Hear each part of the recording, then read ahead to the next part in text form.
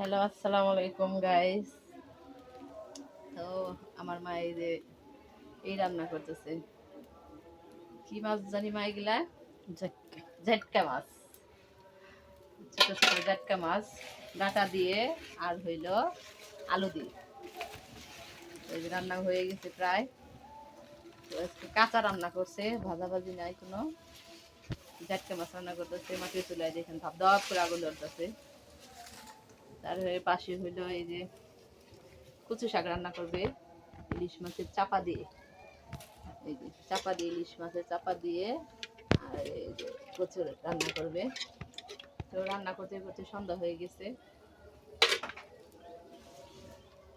তো গাইস দেখতে পাচ্ছেন এখানে এই যে রান্না হইতেছে ডাটা দিয়ে ঝটকা মাছ। তো আপনাদের একটু দেখাইলাম মাটির চুলার রান্না। ডাটা দপ করে আগুন জ্বলে চুলার মধ্যে। চুলার রান্না অনেক স্বাদ হয়।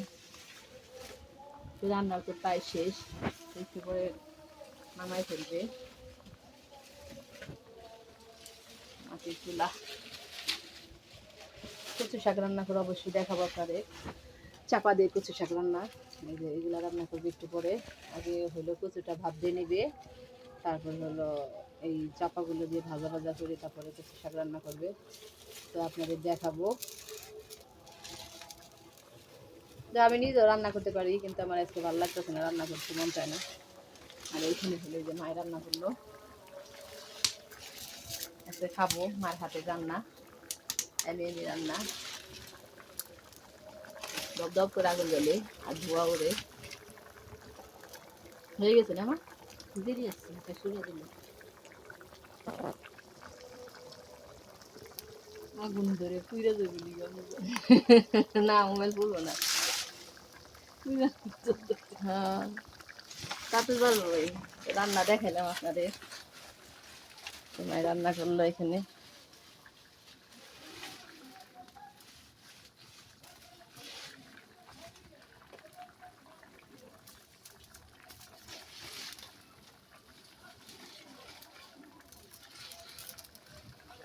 তো আপনাদের আল্লাহ হাফেজ দিয়ে দেয়। ডাটা দিয়ে হলে জাটকা মাছ রান্না করে আপনাদের দেখাই দিলাম। কিভাবে রান্না করছে তা দেখাইলাম না, শুধু রান্না করতেছে ওইটাই দেখালাম।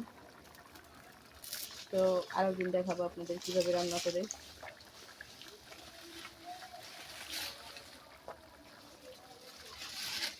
রাইডার কইছি তুই বলে যাইব শনিবার দিন আইব ভিজে।